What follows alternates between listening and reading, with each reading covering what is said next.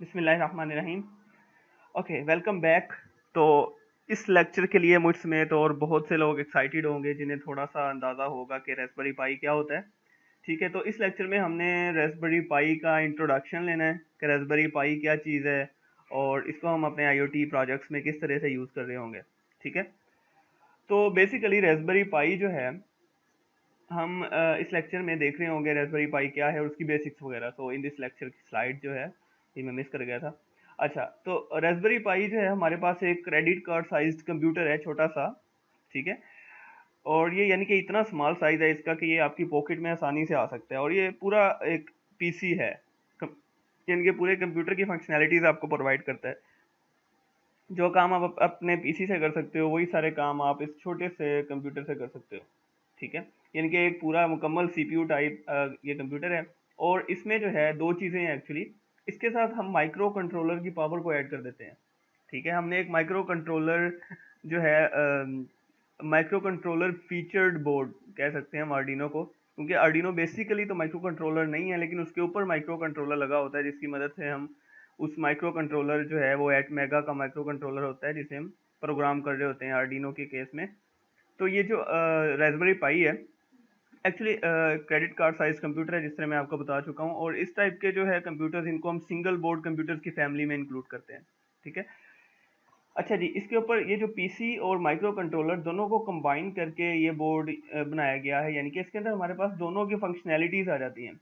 आपके पास कोई ऐसा प्रोजेक्ट है या आपके जहन में कोई ऐसी इस टाइप का प्रोजेक्ट हो सकता है जिसके लिए आर्डिनो की जो पावर है वो कम पड़ सकती है, या आर्डिनो की प्रोसेसिंग पावर, उसकी रैम, उसकी मेमोरी वगैरह जो है वो उस प्रोजेक्ट को हैंडल नहीं कर सकती, तो वहाँ पे हम रेस्पबेरी पाई को यूज़ करते हैं।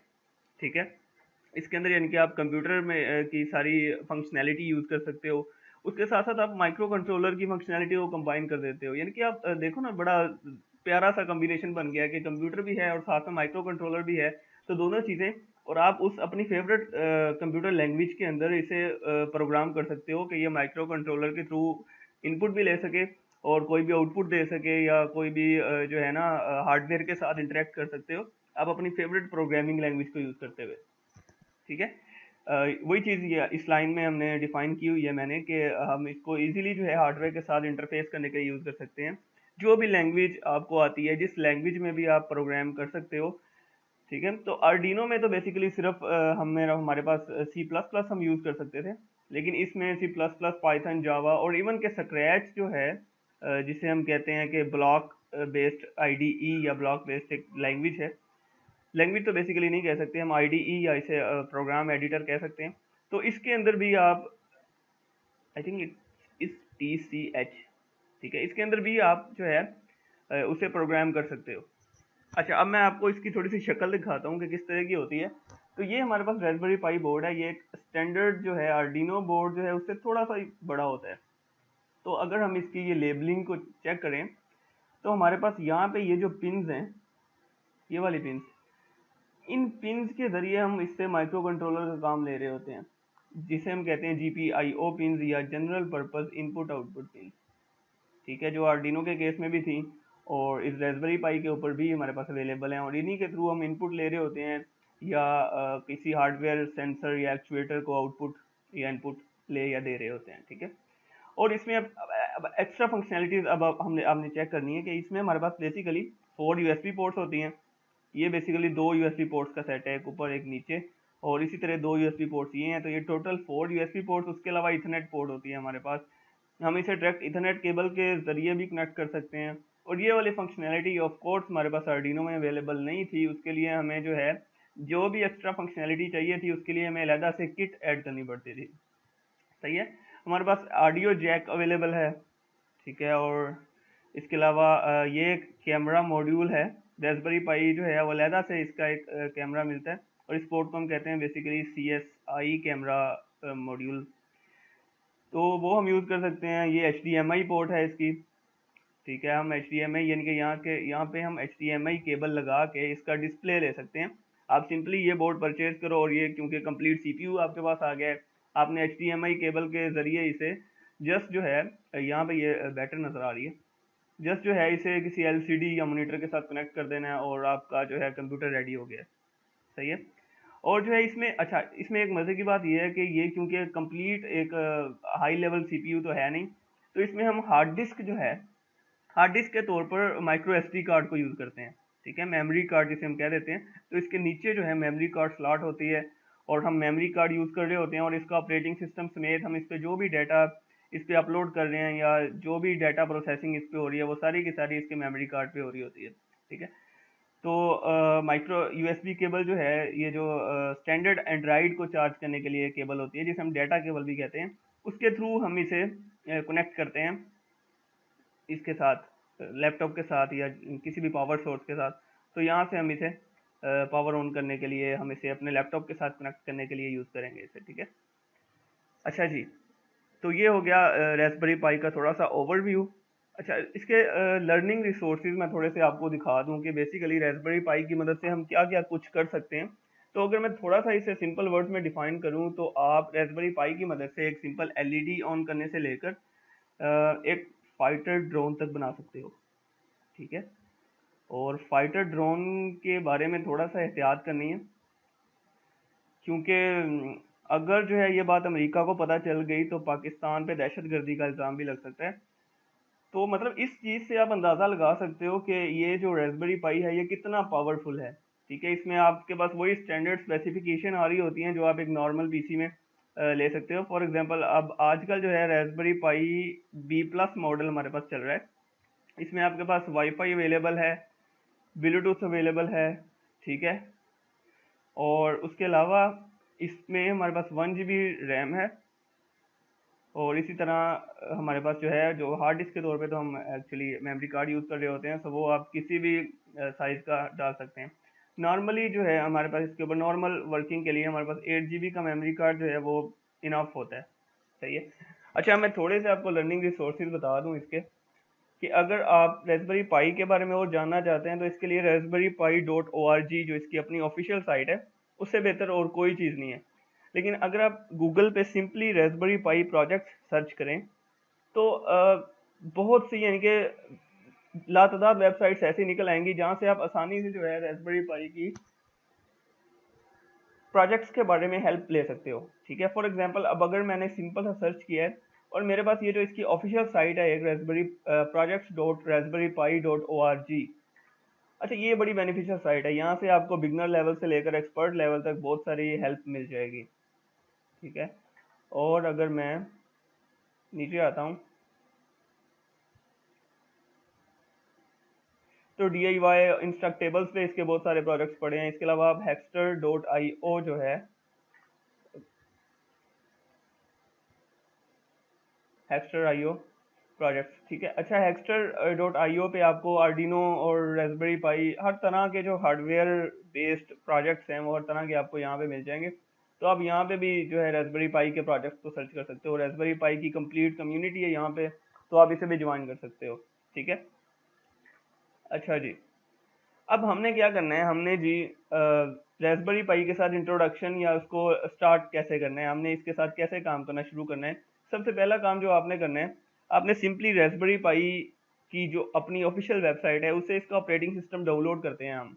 ठीक है, और रेस्बियन जिसका नाम है, अगर मैं यहाँ पे सर्च करूँ रेस्बियन, रेस्बियन ऑपरेटिंग सिस्टम, तो आप सिंपली इसकी वेबसाइट पे जाकर आप इसकी आइजो फाइल डाउनलोड करेंगे, और फिर किसी भी इमेज बर्नर सॉफ्टवेयर या जिसे हम कह देते हैं आइजो फाइल बर्नर सॉफ्टवेयर, उसके ज़रिए हम इसे अपने किसी भी मेमोरी कार्ड पे बर्न कर लेंगे। ठीक है, सिंपली आपने क्या करना है, मेमोरी कार्ड को कनेक्ट करना है मेमोरी कार्ड रीडर में डाल के लैपटॉप के साथ, और जैसा कि हमारे पास रूफस सॉफ्टवेयर है या Win32 डिस्क इमेजर एक सॉफ्टवेयर है, तो उसके थ्रू आप फाइल जो है उस मेमोरी कार्ड पे आपने राइट कर लेनी है। ठीक है, रेस्बियन को डाउनलोड करके अपने मेमोरी कार्ड पे बर्न करने के बाद हमारा काम सिर्फ इतना रह जाता है कि हम उस रेस्बियन वाले मेमोरी कार्ड को अपने लैपटॉप से रिमूव करें और रेस्पबेरी पाई की जो मेमोरी कार्ड स्लॉट है उसमें डाल के रेस्पबेरी पाई को ऑन कर दें। ठीक है, तो हमारा जो ऑपरेटिंग सिस्टम होता है रेस्पबेरी पाई का वो ऑन हो जाता है, और उसके ऊपर हम कोई भी जो भी उसके ऊपर करना चाहें वो कर सकते हैं। ठीक है, अच्छा जी, अब हमने पहला काम जो करना है, अच्छा, यहाँ पे दो तरह के हमारे पास ऑपरेटिंग सिस्टम अवेलेबल होते हैं। एक नूब्स ऑपरेटिंग सिस्टम भी है इस रेस्पबेरी पाई फाउंडेशन का, ऑर्गेनाइजेशन का। और ये नूब्स ऑपरेटिंग सिस्टम जो है ये बहुत बेसिक फंक्शनैलिटीज़ के साथ है, इनके प्योर बिगनर्स के लिए जो है नूब्स जो है वो बेस्ट है। लेकिन इसकी क्योंकि फंक्शनैलिटीज़ लिमिटेड हैं तो हम नूब्स को इस्तेमाल नहीं कर रहे होंगे, बल्कि हम रेस्बियन ऑपरेटिंग सिस्टम को ही इस्तेमाल कर रहे होंगे। और जब हम रेस्बियन या नूब्स जो है, बेसिकली मैं रेस्बियन की ही बात करूंगा, जब हम रेस्बियन इंस्टॉल कर लेते हैं तो अपनी आसानी के लिए रेस्बियन क्योंकि एक Debian Linux based operating system है, तो अब लिनक्स में हमें जो है अपने काम के लिए बहुत से पैकेजेस वगैरह, बहुत से यूटिलिटीज़ वगैरह डाउनलोड करनी पड़ती हैं। ठीक है, तो हम जो भी काम करना चाह रहे होंगे उसके लिए हम पहले अगर कोई यूटिलिटी या पैकेज अवेलेबल है तो उसे हम डाउनलोड करके इंस्टॉल करेंगे। ठीक है, जिस तरह से हम एक स्टैंडर्ड लिनक्स सिस्टम पे करते हैं। तो एज आ इसमें भी एज आ एक और चीज़ मैं इसमें इंक्लूड कर देता हूँ कि एज अ बाय प्रोडक्ट, ठीक है, अगर आपने कभी लिनक्स इस्तेमाल नहीं किया तो आप रेस्बियन को यूज़ करते हुए लिनक्स का यूज़ भी सीख जाएंगे, बहुत सी लिनक्स कमांड्स के साथ वर्क करना सीख जाएंगे, कमांड लाइन इंटरफेस के साथ वर्क करना सीख जाएंगे। ठीक है, और ऑफ कोर्स जीपीआईओ पिंस के साथ या हार्डवेयर इंटरफेसिंग तो आप सीख ही रहे होंगे, और इंटरनेट ऑफ थिंग्स का तो हमारा कोर्स है तो वो तो आप डेफिनेटली सीख रहे हैं। सही है। अच्छा जी, अब एक और मज़े की बात मैं आपको बताता हूँ यहाँ पे कि जब आप मेमोरी कार्ड जो आपने चूज़ करना है, जो आप मेमोरी कार्ड एक्चुअली यूज़ करना चाह रहे होगे इसको बर्न करने के लिए, मेमोरी कार्ड आपने बड़े ध्यान से चूज़ करना है, क्योंकि मैं बहुत से मेमोरी कार्ड यूज़ करके देख चुका हूँ और उनकी इनपुट आउटपुट स्पीड जो है या आईओ ऑपरेशन जो है, आईओ ऑपरेशन समझते हो ना कि एक टाइम में कितना डाटा जो है वो मेमोरी कार्ड से रीड या राइट किया जा सकता है। ठीक है, उसे हम आईओ ऑपरेशंस कहते हैं, मेमोरी कार्ड के या किसी भी स्टोरेज डिवाइस के आईओ ऑपरेशंस बेसिकली। तो मैंने जो अब तक यूज़ किए मेमोरी कार्ड, उसमें मैं ये दो कार्ड आपको रिकमेंड करूंगा कि या तो आप सैमसंग एवो प्लस जो है इसका कार्ड यूज़ करो, या फिर सैमसंग का ही एक और इसकी सीरीज़ है सैमसंग प्रो। इन दो में से आप कोई भी मेमोरी कार्ड यूज़ कर लो तो इनकी परफॉर्मेंस बहुत अच्छी है। नहीं तो आमतौर पे मैंने सैनडिस्क का जो कार्ड है वो भी यूज़ करके देखा है, तो वो तो रास्पबेरी पाई बूट होने पे ही बहुत टाइम लगा देता है। ठीक है, तो इसमें आपने ध्यान रखना है। और मैं क्योंकि अपनी बात कर रहा हूँ तो सैमसंग को मैंने इन दोनों कार्ड्स को यूज़ किया, ये बहुत अच्छी परफॉर्मेंस इन दोनों ने मुझे दी है। तो इसके अलावा अब मैं कोई और कार्ड जो है बाई ही नहीं करना रिकमेंड करूँगा आपको। सही है। अच्छा, तो ये कार्ड आपने चूज़ कर लेने हैं, और फिर अब एक और यहाँ पे मज़े की बात मैं आपको बताता हूँ कि आप जो है डायरेक्ट रेस्बियन डाउनलोड करोगे, उसकी बजाय आपने काम ये करना है कि मैंने एक कस्टम इसकी ऑपरेटिंग सिस्टम इमेज बनाई है, और वो ऑपरेटिंग सिस्टम इमेज मैं आपको देता हूँ, उसे आपने डाउनलोड कर लेना है। और डाउनलोड करने के बाद जब उसे आप रास्पबेरी पाई पे बर्न करोगे तो उसके अंदर जो प्री बिल्ड सॉफ्टवेयर इंस्टॉल किए हुए हैं मैंने, वो सारे के सारे उसके अंदर आ जाएंगे, यानी कि आपको दोबारा से नए सिरे से वो सॉफ्टवेयर इंस्टॉल नहीं करने पड़ेंगे। और उनमें बहुत सारी चीज़ें जैसा कि वीएनसी हमारे पास हम यूज़ करते हैं रिमोटली रास्पबेरी पाई को एक्सेस करने के लिए, क्योंकि हर बार हमने उसे एलसीडी के साथ कनेक्ट करके तो यूज़ नहीं करना, तो हम उस पर एक रिमोट एक्सेस सॉफ्टवेयर यूज़ करते हैं जिसे हम वीएनसी कहते हैं। ठीक है, तो जो कस्टम इमेज मैंने डेवलप किया उसके अंदर बेसिकली पहले तो वीएनसी इंस्टॉल्ड है हमारे पास, और इसके अलावा उसका मैंने हॉटस्पॉट सेटअप किया हुआ है ताकि हम डायरेक्ट हॉटस्पॉट से कनेक्ट होके उसका वीएनसी के थ्रू एक्सेस कर सकें। सही है। और उसके अलावा मैंने उसके ऊपर पाइथन तो ऑफ कोर्स पहले ही इंस्टॉल होती है, अपडेट किया हुआ है उसे, और उसके ऊपर एक पैकेज इंस्टॉल किया हुआ है ओपन सीवी का। ओपन सीवी एक सॉफ्टवेयर है हमारे पास जिसे हम कहते हैं ओपन कंप्यूटर विजन। सही है। अब इसका जो हमारे पास कैपस्टोन होगा रास्पबेरी पाई का, वो क्योंकि कंप्यूटर विजन की डोमेन में है, हम यहाँ पे फेस रिकॉग्निशन का एक प्रोजेक्ट परफॉर्म करने जा रहे होंगे, सो इसलिए हम ये जो पैकेज ओपन सीवी का है ये इंस्टॉलेशन में भी काफ़ी देर लगाता है, तो मैंने इसे पहले से इंस्टॉल करके इसकी कस्टम इमेज सिर्फ आप लोगों के लिए, उर्दू आईटी एकेडमी के स्टूडेंट्स के लिए जो है मैंने इसे बना के जो है पैकेज की शक्ल में इसे जो है अपलोड किया है। ठीक है, तो आपने उसे डाउनलोड कर लेना है, और डाउनलोड कहाँ से करना है वो मैं आपको दिखाता हूँ। आपने सिंपली अपने ब्राउज़र में जाना है, आप लिखोगे bit.ly बिटली जो कि URL शॉर्टनर है। तो मैंने ड्राइव गूगल ड्राइव का जो लिंक है वो शॉर्ट किया है UITA_RPy। तो यहाँ से आपको रास्पबेरी पाई की जो इमेज, जो कस्टम इमेज मैंने बना के अपलोड की है, वो यहाँ से आपने डाउनलोड कर लेनी है। और ये तकरीबन 3 GB की फ़ाइल है। ठीक है, ये हाईली कंप्रेस्ड फाइल है, 3 GB की फ़ाइल ये है। और आप जब इसे एक्सट्रैक्ट करोगे यहाँ से आपने इसे डाउनलोड कर लेना है। ये रार फाइल है, तो इसको एक्सट्रैक्ट करने के लिए आपको कोई विन RAR टाइप सॉफ्टवेयर चाहिए होगा। सही है, यानी कि आपको चाहिए होगा विन RAR या कोई और ऐसा सॉफ्टवेयर जो कि रार फाइल्स को एक्सट्रैक्ट कर सकता हो। ठीक है, एक्सट्रैक्ट करने के बाद आपने क्या करना है, इसे बर्न करना है। सही है, और एक्सट्रैक्ट होने के बाद आपके पास कुछ इस टाइप की आ जाएगी। लेट मी शो यू, इस टाइप की इमेज आ जाएगी। सही है, फाइल, इसकी टाइप जो है सिर्फ फाइल होगी। अच्छा, इसे आपने क्या करना है, आपने जो है Win32 जो मैंने सॉफ्टवेयर आपको बताया था, Win32 सॉफ्टवेयर को डाउनलोड करना है। Win32 डिस्क इमेजर इसका नाम है।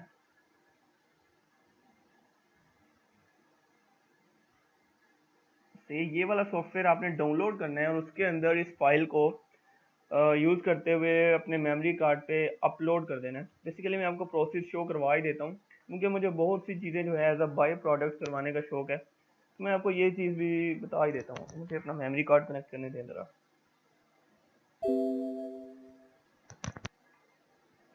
अच्छा जी, सो मैंने अपना Win32 डिस्क इमेजर सॉफ्टवेयर जो है इसे यहाँ से इंस्टॉल करने के बाद ओपन कर लेना है। और अच्छा, यहाँ एक और मज़े की बात जो है वो मैं बताना भूल गया हूँ। ठीक है, और वो ये है कि आपको इसके लिए कम से कम 16 GB का मेमोरी कार्ड चाहिए होगा। ठीक है, तो ये बड़ी अहम बात है, ये आपने जहन में रखनी है। यानी कि मेमोरी कार्ड बाय करते वक्त आपने दो चीज़ें जहन में रखनी है, या तो वो सैमसंग एवो प्लस या सैमसंग प्रो का कार्ड हो, सैमसंग प्रो और सैमसंग ईवो प्लस। ठीक है, दूसरे नंबर पे वो 16 GB से कम का ना हो, इससे ज़्यादा का हो सकता है। अब मेरे पास ये जो कार्ड है ये 32 GB का है। तो मैं इसके अंदर आपको बताऊंगा कि आपने किस तरह से वो जो कस्टम फाइल एक्सट्रैक्ट करेंगे वो किस तरह से अपलोड करनी है। यहाँ से आपने वो डिवाइस सेलेक्ट कर लेनी है, मेमोरी कार्ड जो कि मेरे पास आई है, और इधर से मैं वो फाइल सेलेक्ट करूँगा। अच्छा जी, यहाँ से मैं इसे ऑल फाइल्स करके मैंने इस फाइल को सिलेक्ट कर लेना है और ओपन पे क्लिक कर देना है। ठीक है, उसके बाद मैंने सिंपली इस राइट बटन पे क्लिक कर देना है, तो फाइल मेरी जो है यहाँ पे राइट होना शुरू हो जाएगी। सही है, अभी मैं इस बटन पे क्लिक नहीं करूँगा क्योंकि मैंने इस पे पहले ही फाइल राइट की हुई है, और ऑफ कोर्स इस पे टाइम भी बहुत ज़्यादा लग जाएगा, तो इतनी लंबी वीडियो मैं बनाना नहीं चाहता। एनीवेज, आपने सिंपली ये फाइल सेलेक्ट करनी है। डाउनलोड करने के बाद मेमोरी कार्ड 16 GB वाला आपने यहाँ से सेलेक्ट करना है, और उसके बाद इसे राइट पे क्लिक कर देना है। और जब ये फाइल कम्प्लीटली राइट हो जाएगी तो आपके पास एक रेस्बियन ऑपरेटिंग सिस्टम उस मेमोरी कार्ड पे आ जाएगा, और जिसमें जो नेसेसरी सॉफ्टवेयर हैं वो पहले से इंस्टॉल्ड होंगे। और अपनी अगली वीडियो में हम उन सॉफ्टवेयर की मदद से प्रोजेक्ट डिवेलप करना सीखेंगे। ठीक है, ओके जी, अब दुआओं में याद रखिएगा। अल्लाह हाफिज़।